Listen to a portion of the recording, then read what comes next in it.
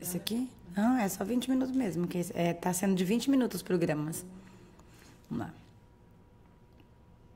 Estamos no ar com a nossa Rede da Saúde, o nosso Vida Saudável. Seja bem-vindo! E seja bem-vinda também a nossa convidada de hoje, que está aqui com a gente. Oi a todos os ouvintes. Hoje vamos falar sobre um tema muito importante. O que pode me ajudar na amamentação, doutora? São muitas dúvidas sobre isso. A mamãe se prepara, aquele cuidado com o seio, estimula antes do bebê nascer, faz todo esse trabalho. Algumas mães, outras não fazem e tem muito leite. Outras não fazem nada, né, doutora? E dá tudo certo. Por que tudo isso acontece, doutora? Conta pra gente o que pode me ajudar nessa amamentação. Acho que a gente pode colocar, o que pode me ajudar, pode atrapalhar, né? Também, né, doutora? Porque tem os dois fatores, né?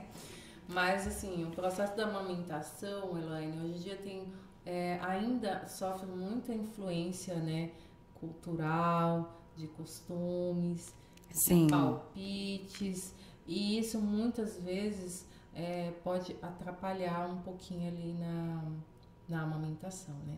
O que pode ajudar muito é a mamãe, né, se nutrir aí de conhecimento antes. Hoje em dia as mamães estudam muito, né? Pesquisam, né? Procuram. Né? Não é nutrir de comida, não. Porque muita pessoa fala assim, não, é o seguinte, eu tenho que comer bem, porque eu tenho que comer por 2. Então, o primeiro passo aí é você conhecer, né?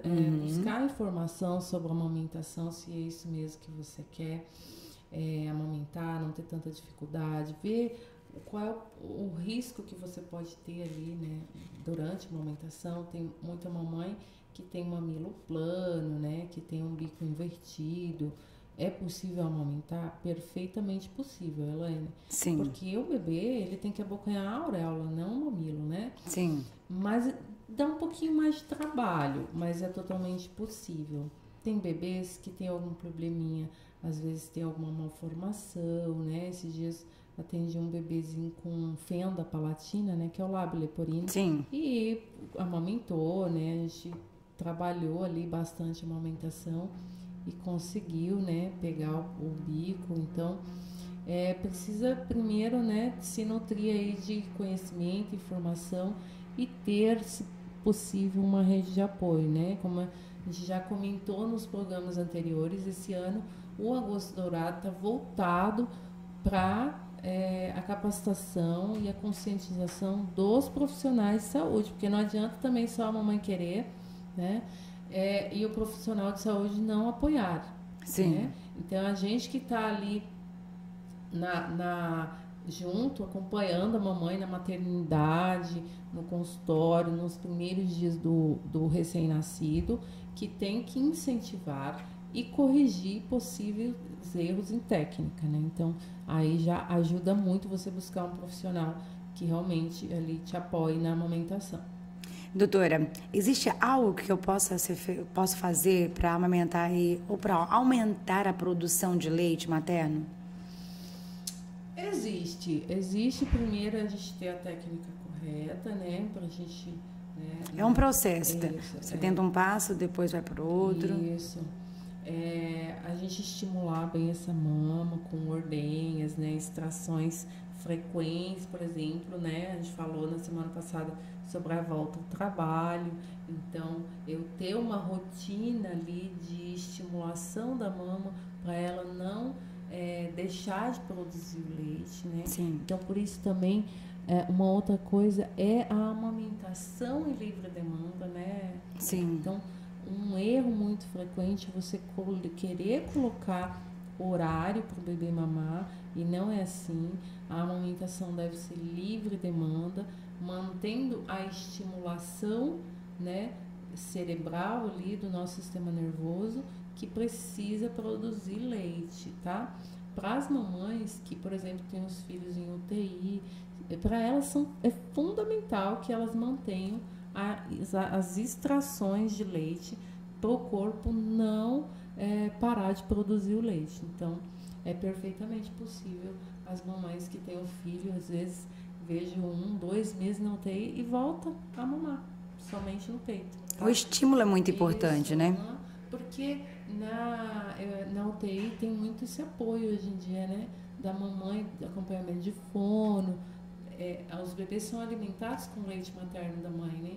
Então, elas vão lá, extraem o leite, deixam lá guardadinho para o bebê delas, então continua, né, a produzir leite materno. Agora, quando eu coloco um horário, ou fico longas horas, né, ou eu associo fórmula, então, por exemplo, a fórmula, ela é um caminho que é o caminho para o desmame, né? Quando Sim. você associa, Sim. né? Porque quando você deu o leite naquele horário, o bebê não vai mamar no seu peito, né? Então, ou o bebê vai mamar pouco. Então, ali o seu organismo já vai começando a produzir menos. Então, à medida com que o bebê vai crescendo, ele vai mamando cada vez mais fórmula e o seu leite vai diminuindo a produção, isso é natural. Então, o desmame acontece precocemente. Então, você tem que manter o estímulo. Você manter o estímulo ali, ordenhar e fazer bastante ordenha do leite ali para o seu leite aumentar um pouquinho essa produção. Por isso a importância de estar sempre oferecendo peito, né, para o bebê, para que isso seja estimulado, né, doutora? Doutora, qual a posição correta para amamentar? Então, a gente tem várias posições para amamentar, não tem nenhum modelinho aqui, né? Mas o que eu sempre digo para as mães é que primeiro a mamãe tem que estar numa posição confortável, né? Ela tá toda jogada, né? E aí isso já não vai estar correto. Então, a mamãe tem que estar confortável. Se tem oportunidade de ter uma poltrona de amamentação, tem uma poltrona de amamentação. Ou um cantinho no sofá. Facilita muito, doutora? Isso, nossa, muito, né? Os primeiros dias, o tônus do bebê é bem, né, ruinzinho, assim. Não ruim, mas ele é meio molinho. O bebê é molinho, né? Então, o ideal também seria você ter uma almofada de amamentação, que você coloca esse bebê mais confortável, mais posicionado, né? Então, eu vejo muito que as mamães de primeira viagem, por exemplo, né? Elas ficam muito apreensivas, né? O jeitinho ficam de pegar, muito tensas, os ombros ficam bem, né, elevados. Então, sempre ter alguém que possa corrigindo essa e ajudando, você, né? Você mesmo, né, se autoavaliar aí para ver se tá tudo ok, né? Então, o bebezinho tem várias posições, colocar o bebezinho aqui, né, de frente, né? Sempre barriga com barriga, a cabecinha, né, a boquinha tem que abrir bem, abocanhar bem o mamilo, o nariz livre, né, do bebê. Sim. A mão sempre na posição correta, tá, gente? Que é em posição em C, nunca assim, né? É a posição em C. Sim. Então, é automático que as mamães vai assim, com o dedo, e né? deve ser assim, né? Olha Isso só. já faz tremenda diferença. Olha, já é uma técnica já que você aprendeu a mais. A mão em C, né? Em C, em V. Muito importante. Doutora, em caso de engasgo, o que a gente deve fazer? Porque acontece muito o bebê ali se afogar com o leite, né? A gente sempre tá vendo aí, né? O bebê ele pode se engasgar com leite materno mesmo, né? Isso é um medo tremendo ali das mamães. Ela sempre... existe uma manobra de desengasgo, né? Que é nunca sacudir o neném pra cima, tá, gente? Que isso parece instinto ali, né? Ou a mãe fica nervosa, a pessoa fica nervosa. Colocar o neném de barriga debruçada aqui. Sim, a cabecinha na mão, né? Isso. Na mão, vamos colocar aqui, né? E Sim. dar 5 batidinhas, né? Nas costas. Né? Vira o neném, vê se chorou. Se tá chorando é porque tá respirando, né, Elaine? Né? Muitas vezes já saiu o leitinho ali. Então, isso já ajuda aí no desengasgo. É a primeira coisa, viu, gente? Olha. E, doutora, como fazer para o bebê arrotar após a amamentação? Porque tem... Essa é uma dúvida cruel, né? Cruel, né, doutora? Se eu falar que o bebê não precisa arrotar? Pois é, né? Porque todo mundo fala da seguinte, todo mundo entre aspas, Elaine, né, doutora? Eu vejo as mães que ficam... Tem que arrotar, senão vai ficar engasgar. Que ficam uma hora e meia balançando o bebê, esperando o bebê arrotar. E ficam super angustiados porque o bebê não arrotou, tá? Na verdade, a gente coloca o bebê em pezinho, nem tanto para ele arrotar. Claro, ele vai arrotar, né? Mas é mais pro leite descer, porque... Para não voltar. Para não voltar, não regurgitar tanto esse leite, do que para arrotar. Porque não necessariamente o bebê ele vai arrotar, tá bom? Ele arrota o ar que ele deglute durante a amamentação, tá? Uhum. Então, nem todas as vezes ele vai deglutir ar. Se a amamentação tá bonitinha, tá pegando tudo certinho, ele não vai engolir o ar, ele não vai arrotar. Olha aí. Olha aí, gente. E o que causa aí a diminuição do leite, doutora? A diminuição de leite vai desde não estar pegando direito a 1000 palpites que você recebe na sua amamentação, né? Então, como eu te disse, é muito difícil, Elaine, a não produção primária de leite, né? Sim. Tipo aquela mama que não produz leite. É bem raro, existe, mas é bem raro. Então, aquela história de que, eu não produzi leite, né? Sim. Muitas vezes pode ter sido alguma coisa errada na técnica ali, que a mama não chegou a produzir mesmo, mas sim, que se fosse estimulado, se tivesse tudo certinho, ela teria produzido sim, né? O leite. Então, primeiro é o conceito de amamentação livre demanda, que a gente já falou bastante nesse mês, né? Ter ali sempre o bebê mamando em livre demanda, se possível fazer ordenhas extras, se você acha que a produção está baixa ou precisa trabalhar, né? Precisa voltar e precisa estar estimulando sempre essa mama, né? Se você está longe de casa por longos períodos, é evidente que a sua produção de leite ela vai acabar reduzindo.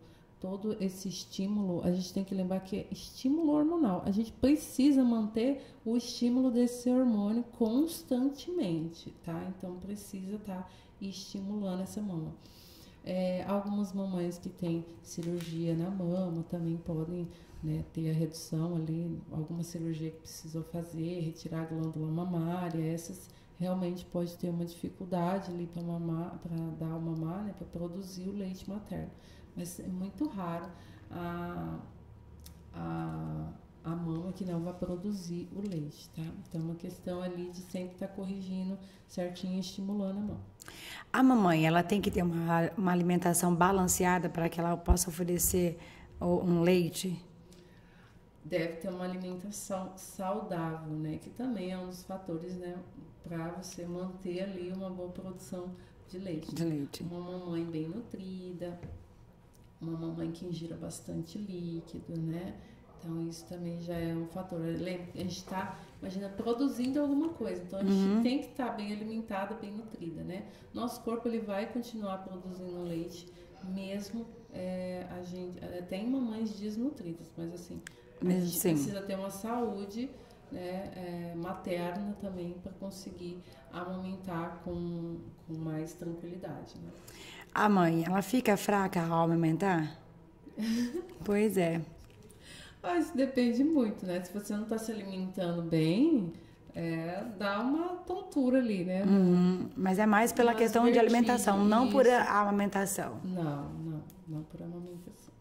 Então tá aí, nosso tema de hoje, o que pode ajudar na amamentação? Daqui a pouquinho a gente está de volta, trazendo as perguntas dos nossos ouvintes. E claro, a sua também está aqui.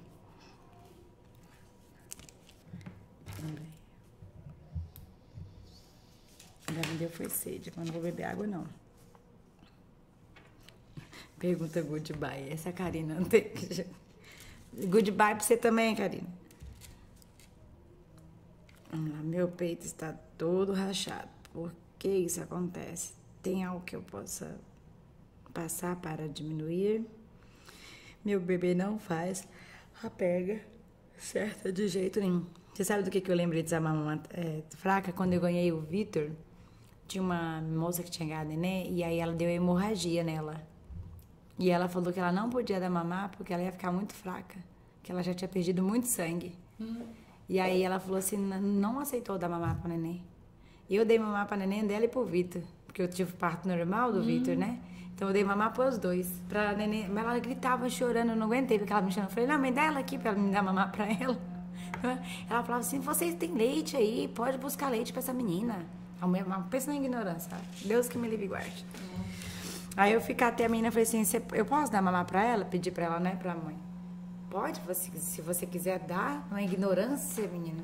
Aí as enfermeiras pegou a neném, trouxe lá. E aí o Vitor tava até dormindo. Aí eu dei mamar pra ela. No dia eu ganhei no meu Vitor, foi até engraçado aquele dia.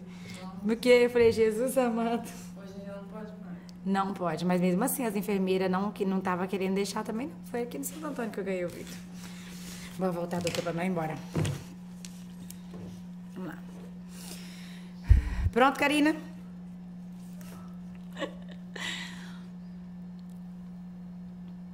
Já estamos de volta com a nossa Rede da Saúde, o nosso Vida Saudável, compartilhando com você muita informação e o nosso tema de hoje, o que pode ajudar na amamentação? Você já se fez essa pergunta?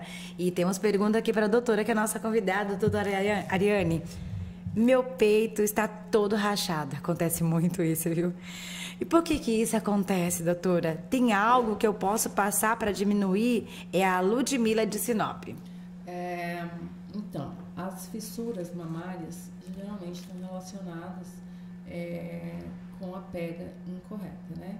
Então, o bebê está pegando errado, a técnica está errada, começa a provocar essas fissuras na mama e até mesmo infecções com a mama fazer uma mastite, uma infecção por fungo, né? Então, muita mãe sente aquela dor, vários dias com dor na mama e tal, tem que avaliar para ver se não é uma mastite, né, uma infecção por fungo, senão precisa até de tratamento, né? Então, hoje em dia, a gente tem uns tratamentos para fissura. O correto é você ter ali alguém que te ajude com a técnica. Se você não corrigir a técnica, não vai adiantar nada, né? Sim. Muitas vezes, Elaine, o bebê, ele tem freio, né? E as mães não se dão conta, nem foi visto na maternidade. Ele tem freio e tem que fazer uma correção na língua, né? Tem que fazer a frenetomia ali, cortar o freio para ele mamar direito, né? Sim. Então, a primeira coisa é isso aí. Ver, olha, né? Se tá tudo bem ali. E depois, corrigindo passo a passo, né? As fissuras tem, hoje em dia, uns tratamentos com laser que tem uns resultados muito bons. Mas isso pode ser feito amamentando? Pode. Pode. Doutora, meu bebê não faz a pega certa de jeito nenhum. O que estou fazendo de errado? Aí tem que ser avaliado um caso individualizado, né? O que eu sempre digo, Elaine, que é um investimento, você tem uma consultora de amamentação. Uma pessoa, para você que quer amamentar, então veja isso na gestação, essa consultora de amamentação vai te acompanhar, né? Fazer também a consulta pediátrica pré-natal com o seu pediatra, né? Para que ele possa te orientar, né? E ver os possíveis transtornos que você pode ter na amamentação, suas dúvidas, mas a consultora de amamentação está ali contigo na hora do parto, né? Vai te acompanhar ali nas primeiras horas de vida do bebê, vai colocar o bebê certinho, né? Para quem teve cesariana, é complicado nas primeiras horas, né? A gente tem que ficar deitado, reto, o bebê tem que mamar, a gente não consegue se virar. Então, ter alguém te ajudando, que conheça de amamentação, já ajuda muito. Eu sempre digo que é um investimento. Então, o início de tudo é o princípio para você ter uma boa, longa vida de amamentação. Até cozinhando. Até cozinhando. Mas o início é muito importante por causa para a criança ter aquela pega, né? Depois que pegou, vai embora, né, doutora? Agradecer também aí a Maria de Sorriso que fez a pergunta. A gente vai encerrando aqui a nossa Rede da Saúde, agradecendo a você que está aí acompanhando e lembrando que a doutora Ariane tem as redes sociais, o Instagram, onde dá muitas dicas, inclusive mostra como você vai fazer tudo isso, né, doutora? Isso mesmo. Então me acompanha por lá no Instagram, @doutora Ariane Pediatra. E aí você fica sabendo, deixa seu feedback. Tem dúvida? Manda também nas nossas redes sociais que está aberta para a gente poder te ajudar, tá bom? Obrigado por acompanhar nossa Rede da Saúde, nosso Vida Saudável. Vamos agora conferir nossas receitas para a vida. Até o próximo programa. Obrigada, doutora.